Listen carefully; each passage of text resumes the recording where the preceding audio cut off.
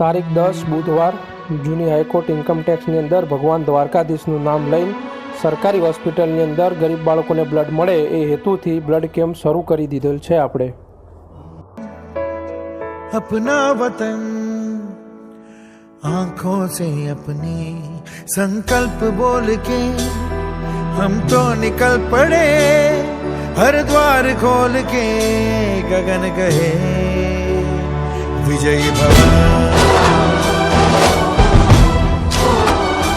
विजयी भव.